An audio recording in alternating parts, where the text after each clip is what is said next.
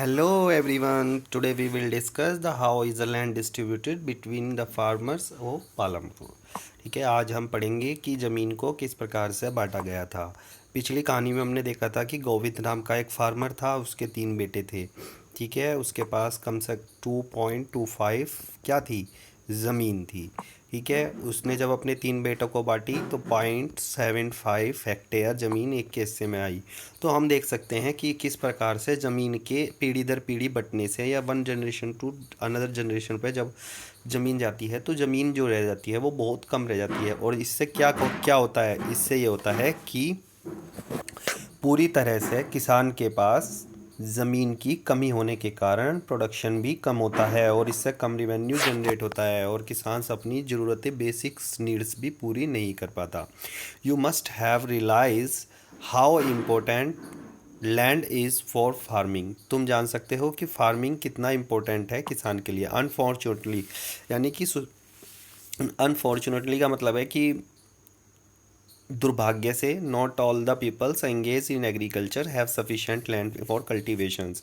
ठीक है, बहुत सारे किसान क्या हैं कि जिनके पास अपनी खुद की ज़मीन नहीं है खेती के लिए। पालमपुर में क्या हो रहा कि पालमपुर में 450 फैमिलीज़ रहती हैं। ठीक है, आर लैंडलेस। ठीक है, और लैंडलेस फैमिली कितनी है, 150, यानी कि जिनके पास खुद की ज़मीन नहीं है, जो दूसरों के खेतों में कार्य करते हैं। मोस्ट ऑफ दैम दलित। ठीक है, ज़्यादा अधिकतर उसमें से क्या है, दलित फैमिली के हैं, यानी कि एससी कास्ट के हैं, शेड्यूल कास्ट के हैं। ठीक है, have no lands for cultivations. ठीक है, कोई भी ज़मीन उनके पास भूमि के लिए नहीं, मतलब खेती करने के लिए नहीं है। Of the remaining family the who oven you can see the large number of small plot scattered around the village in the pictures। ठीक है, आप इसे पिक्चर्स में देख सकते हैं कि किस प्रकार से किसानों की ज़मीन बांटी हुई है, देख सकते हैं आप। ठीक है, और जो बड़े वाली ज़मीन है उसका तो ये भाग है, और देखो छोटे छोटे प्लॉट्स में बटी हुई है। और ये जब आगे की पीढ़ियों में बटेगी ये वाली ज़मीन, तो आप सोच सकते हो कि किस प्रकार से किसानों के पास भूमि की कमी हो जाएगी। और इससे क्या होगा, इससे प्रोडक्शन भी कम होगा। और उस आमदनी से क्या करेंगे, या तो वे अपने खाने के लिए रखेंगे या फिर वे बाज़ार में बेच सकते हैं। ठीक है, इस सिचुएशन में क्या कर सकते हैं, वे ना तो बाज़ार में बेच सकते और ना ही अपने खाने के लिए वे रख सकते। ठीक है, अब आ जाओ। On the other hand the more than half of area the village is a covered the plot square the size. ठीक है, कुछ छोटे छोटे साइज में प्लॉट्स को काटा गया है। In the Palampur there are the 60 families the mediums. ठीक है, 60 फैमिली तो क्या है, मीडियम है। और larger farmer who cultivated the than the 2 hectare of land. ठीक है, और जो बड़े किसान हैं उनके पास 2 हेक्टेयर से ज़्यादा की ज़मीनें हैं। A few of the larger farmers have land extending over the 10 hectare more. ठीक है, और बहुत सारे किसान ऐसे भी हैं जिनके पास 10 हेक्टेयर से ज़्यादा की ज़मीन है। ठीक है, देख सकते हैं कि हम किसी भी खेती करने के लिए किस किस प्रकार की एक्टिविटी होती है। जैसे कि हम इसमें देख सकते हैं कि पहले फसलों को बोया जाता है। ठीक है, पहले तो फसलों को बोया जाता है, फिर बोने के लिए क्या करा जाता है, पहले तो उसमें क्या करा जाता है, उसको बिल्कुल पूरी तरह से प्लेन साफ़ किया जाता है। फिर किसान के द्वारा हल चलाया जाता है उसमें, क्योंकि छोटे किसान हैं तो छोटे किसान क्या करेंगे, बैलों के द्वारा कृषि करेंगे। फिर इसमें क्या करेंगे, फिर इसको ये पूरी तरह से बीज वगैरह इसमें डाल लेंगे। ठीक है, फिर इसके अंदर अलग अलग प्रकार की खाद वगैरह डाली जाएंगी। फिर इसके अंदर बैलों के द्वारा बहुत सारी चीज़ें की जाएगी। ठीक है, और देखो अब जिसमें क्या है, ये मॉडर्न फार्मिंग है जिसमें हम ट्रैक्टर का प्रयोग करते हैं। ठीक है, पिक्चर्स में क्या दिखाया गया है पहले ये देखने की कोशिश करते हैं। Work on the fields, wheat crops plogging by the bulls. ठीक है, इसमें बैलों के द्वारा किया जा रहा, स्प्रेइंग की जा रही, इंसेक्टिसाइड यानी कि कीटों को मारने के लिए दवाई का छिड़काव किया जा रहा, कल्टीवेशन किया जा रहा ट्रेडिशन मेथड से।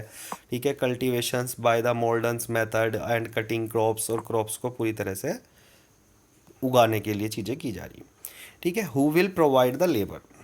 अब हम देखते हैं कि हमारा सेकंड फैक्टर है प्रोडक्शन का, लेबर। कि लेबर क्या है, लेबर क्या है कि किसी किसान के द्वारा जब किसी के खेत में काम किया जाता है तो हम उसको लेबर कहते हैं। After land labour is necessary for the factor of production. Farming require the great deal of hard work. क्योंकि किसान खेती में क्या है कि खेती में अगर कोई किसान नहीं काम करेगा तो क्या होगा, प्रोडक्शन नहीं होने का। ठीक है, क्या आप बिना किसान के किसी फसल की उम्मीद कर सकते हैं? नहीं कर सकते, क्योंकि उसमें मशीन क्या है, मशीन आदमी के द्वारा चलाई जाती है। मशीन हमारे काम को ईजी तो बना सकती है, मगर क्या है कि वे किसी भी किसान का अल्टरनेटिव नहीं हो सकती। ठीक है ना।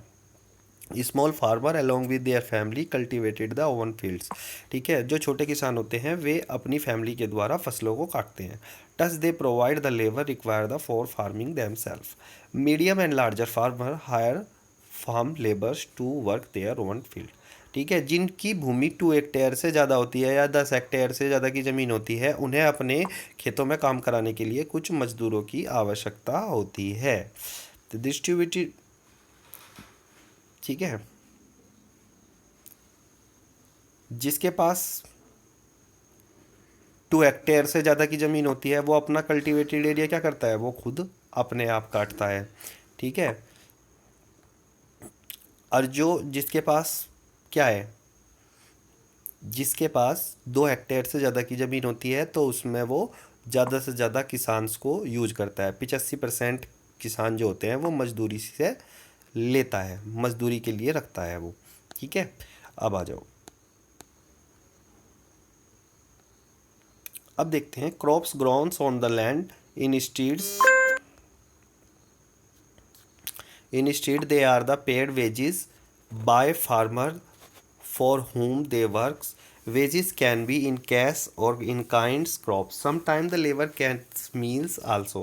ठीक है, कि क्या होता है कि लेबर को कुछ जगह पर ऐसा होता है कि खाने के लिए अनाज भी चाहिए। कुछ जगह वे ऐसा कर लेते हैं कि सपोज उन्होंने 5 बीघा मीन काटी, यानी कि गेहूँ काटे, तो वो 1 बीघा के रूप में क्या ले लेते हैं कि भैया हमें 1 बीघा के 2 बोरी गेहूँ दे दियो या 3 बोरी गेहूँ दे दियो, तो वे अपना एक फिक्स वेतन तय करते हैं। वेजेस कैन भी cash in a kind of crops. ठीक है, वेजेस क्या है कि वो कैश की फॉर्म में भी हो सकती है और या फसल की फॉर्म में भी हो सकती हैं, कि भैया हमें 1 बीघा ज़मीन या 1 हेक्टेयर के लिए हम 5 बोरी गेहूँ की लेंगे। ठीक है ना। The wages war widely very widely from reasons two reasons. ठीक है, फ्रॉम क्रॉप्स टू क्रॉप्स। एक फसल जब क्या है कि अगर गन्ने की फसल है तो गन्ने की फसल में वे चीनी ले लेंगे, और यदि गेहूं की फसल है तो गेहूं की फसल में गेहूं मिल जाएंगे, और अगर ज्वार की फसल है तो ज्वार की फसल में ज्वार मिल जाएंगी। ठीक है, इस तरह से वो अपनी अलग अलग फसलों में अलग अलग चीज़ें तय कर लेते हैं। There is a also a wide variations in the duration of employment. ये क्या होता है कि ये wide variations of duration of employment का मतलब ये है कि साल भर में ज़रूरी नहीं है कि पूरे साल उन्हें काम मिले। ठीक है, हो सकता है कि एक साल में उनके पास 4 मंथ्स में ही काम मिले। ठीक है ना, ये ज़रूरी नहीं है कि उन्हें पूरे साल के साल काम मिले। कृषि में कोई भी वर्क फिक्स नहीं होता। अगर फसल कटेगी या बोई जाएगी तो उसमें क्या होगा, उसके लिए उन्हें वेतन मिल जाएगा, मगर क्या है कि उन्हें फिर वेतन नहीं मिलने का अगर कोई भी फसल नहीं कट रही या फसल का कोई भी सीजन नहीं है। ठीक है, अगर खेतों में काम है तो काम मिल जाएगा, मगर क्या है कि इससे एक इनकम उनकी फिक्स नहीं है। ठीक है, और इसमें क्या होता है, इनकी एक डेली बेसिस होती है कि 100 रुपये पर डे, 150 रुपये पर डे या 250 रुपये पर डे के हिसाब से इनकी लेबर होती है। ठीक है, labour might be employed a daily basis. ठीक है, for particulars the farm activity the harvesting हो रहे वे ऑल ईयर। अगर साल में जितना काम है, जितने दिन ये काम करेंगे उतने ही दिन इनको पैसे मिलेंगे, अदरवाइज जिन दिन काम नहीं करेंगे उस दिन पैसे नहीं मिलेंगे।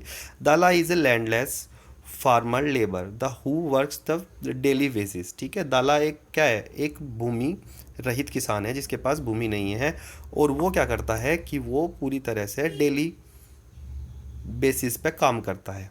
ठीक है, the minimum wages for a farmer labour set by the government is a 300 per day. एक जो किसान है उसकी जो इनकम है सरकार ने 300 रुपये पर डे तय कर रखी, मगर दाला को कितने रुपए मिलते हैं, सिर्फ 160 रुपये। ठीक है, the heavy competition for work among the farmer labour in Palampur. क्योंकि हैवी कंपटीशन है, अगर मानो दाला ने 150 रुपये में या 200 रुपये में कह दिया तो दूसरा कोई मजदूर 140 रुपये में आने के लिए तैयार है। तो इस प्रकार से क्या है, लेबर कंपटीशन है, क्योंकि वहाँ पे काम नहीं है। भाई एक छोटा सा सीमित एरिया है, उसमें काम ना होने की वजह से क्या है कि दाला को लेबर कंपटीशन का सामना करना पड़ता है। अगर लेबर ने कहा, मतलब कि दाला ने कहा कि भैया मैं 300 रुपये लूँगा, सरकारी मजदूरी ये है, तो कोई और भैया 150 रुपये पे भी काम करने को तैयार है, 200 रुपये पर डे पर भी काम करने को तैयार है। तो इसलिए दाला को कम से कम वेजेस पे काम करना पड़ता है। ठीक है, the capital need is farming. तो थर्ड फैक्टर आता है कैपिटल। कैपिटल की आवश्यकता हमें क्यों पड़ती है?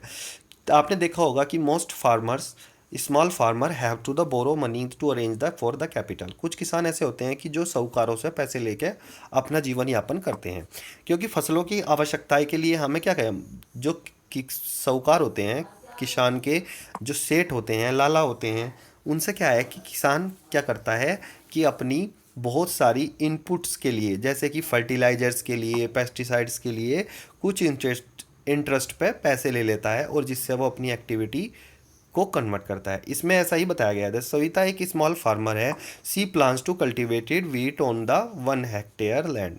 ठीक है, और उसके पास क्या है कि 1 हेक्टेयर से कम की ज़मीन है, उसे बीज चाहिए, फर्टिलाइजर चाहिए और पेस्टिसाइड चाहिए अपनी भूमि को उगाने के लिए, और वाटर चाहिए, पानी चाहिए। ठीक है, और रिपेयर उसके अपने किसान, मतलब कि अपने खेत को एक सार करने के लिए ट्रैक्टर वगैरह की दिहाड़ी के लिए पैसे चाहिए। ठीक है, she estimate that the working capital it's have the cost of minimum of 3000। ठीक है, उसे वर्किंग कैपिटल 3000 रुपये की वर्किंग कैपिटल की सख्त आवश्यकता है। She does not have the money, उसके पास मनी नहीं है। ठीक है, उसने क्या सोचा कि बड़ा किसान जो है तेजपाल सिंह था, तो तेजपाल सिंह से उसने पैसे उधार लेने की सोची। तेजपाल ने उसे पैसे दे दिए, मगर उसे 24% के इंटरेस्ट पे दिए। ठीक है, और ये इंटरेस्ट रेट जो था ये बहुत ज़्यादा हाई था। ठीक है, सविता ने क्या किया कि प्रॉमिस किया कि भैया हम आपके खेत में काम कर देंगे और आपकी पैसे उतर जाएंगे। मगर जो तेज सिंह था वो बहुत ज़्यादा तेज था। उसने क्या किया, उसने कहा कि भैया हम तो आपको 100 रुपये पर डे देंगे।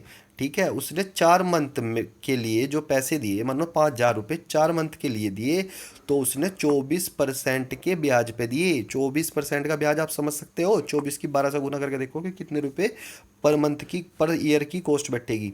ठीक है, तो इस तरह से उसने ब्याज पे दिए। तो आप सोच सकते हो कि सविता के लिए ये क्या है कि ये बहुत ज़्यादा, बहुत बड़ी अमाउंट है ब्याज की। ठीक है, और क्या है कि the harvest time is very busy time. ठीक है, क्योंकि उसका जो कटिंग का टाइम है, यानी कि जो फसलों को काटने का टाइम है, वो बहुत ज़्यादा बड़ा है। और उसमें देख सकते हो कि उसके 3 बच्चे भी हैं, उनको तैयार भी करना है, उसे अपने घर की रिस्पॉन्सिबिलिटी भी निभानी है। Savita agree to these the tough condition as a see now the getting the loan difficult for the a small farmer. आप देख सकते हैं कि एक जो स्मॉल फार्मर है उसके लिए लोन को चुकाना कितना ज़्यादा कठिन है। इसमें समझने की कोशिश करते हैं। In the contrast to the small farmer, the medium and large farmer, ठीक है, they are the own savings for the farming. ठीक है, जो मध्य और जो बड़े किसान हैं वो तो अपनी खेती से बचत भी कर लेते हैं, अपनी किसानी से। मगर जो गरीब खार, जो दे आर द टस ables to arrange the capital need, जो गरीब फार्मर हैं जिनकी 2 हेक्टेयर से कम की ज़मीन है, वो सेविंग्स नहीं कर सकते, क्योंकि उनका पेट ही नहीं भरता। ठीक है, क्योंकि उनके पास जो ज़मीन होती है वो बहुत ज़्यादा कम होती है। और जिससे कि क्या है, नेक्स्ट सेक्शन टू आंसर। ठीक है, आपका जो नेक्स्ट सेक्शन है उसमें आंसर्स मिलेगा। ठीक है, अब आ जाओ। क्योंकि जो सरप्लस होता है, मानो मेरे पास 5000 बोरी आई, या मेरे पे 500 बोरी की गेहूँ की हुई। ठीक है, मैं कितनी बोरी खा सकता हूँ? मैं ज़्यादा से ज़्यादा 50 बोरी अपने पास रख लूँगा गेहूँ की पूरे साल के लिए। ठीक है, अगर मेरी फैमिली लार्ज भी हुई तो 450 में सरप्लस है मेरे पास, तो मैं इन्हें बेच सकता हूँ बाज़ार में। ठीक है, sales of surplus farm products. ठीक है, हम प्रोडक्ट को ज़्यादा से ज़्यादा जो सरप्लस है वो पूरी तरह से बाज़ार में बेच सकते हैं। ठीक है, let us suppose the farmer have produce the wheat eight there land using the 3 factor. Wheat harvest production is a complete, what do the farmer do the with the wheat. ठीक है, और जब ज़्यादा से ज़्यादा उसके पास गेहूँ हो जाएंगे तो वो क्या करेगा, अपनी फैमिली के कंजप्शन के लिए रख लेगा कुछ सारे गेहूँ, और फिर उसको क्या करेगा कि पूरी तरह से वो बेचने के लिए। Small farmer like Savita and Govind sons have the little surplus because उनके पास क्या है भाई, सविता है, सविता के पास 1 हेक्टेयर की ज़मीन है, और 1 हेक्टेयर में कितनी गेहूँ हो सकती है, ज़्यादा से ज़्यादा 20 बोरी गेहूँ हो सकती है। तो 20 बोरी में से उसने 5 बोरी तो अपने अपने खाने के लिए रख ली, और 15 बोरी उसने बाजार में बेच दी। और 15 बोरी के ब्याह पे उसके पूरे साल का खर्चा थोड़ी ना निकल जाएगा, क्योंकि small farmer like Savita and Govind, Govind के 3 बच्चे थे, और सविता के पास बहुत सारे, मतलब कि 2-3 बच्चे उसके पास भी हैं। अब ये देख सकते हैं कि जो स्मॉल फार्मर है उसकी कंडीशन समझाने की कोशिश की गई। और इस चैप्टर के माध्यम माध्यम से, विलेज ऑफ पालमपुर के माध्यम से ये बताने की कोशिश की गई कि हमारा जो किसान है उसके साथ साथ उसके साथ छोटी छोटी प्रॉब्लम्स कितनी आती हैं। ठीक है। Savita and Govind sons have little surplus wheat because their total production is small and from it the sustain share it keep it of their family needs। ठीक है, उसमें से क्या है कि अपनी फैमिली की नीड्स की के आवश्यकता के अनुसार बचा के उनके पास क्या बचे, बहुत कम से कम गेहूं बचते हैं। So it is the medium and the large farmer the who supply the market. ठीक है, जो बड़े किसान हैं वही क्या कर सकते हैं, वो मार्केट में अपना बेच सकते हैं।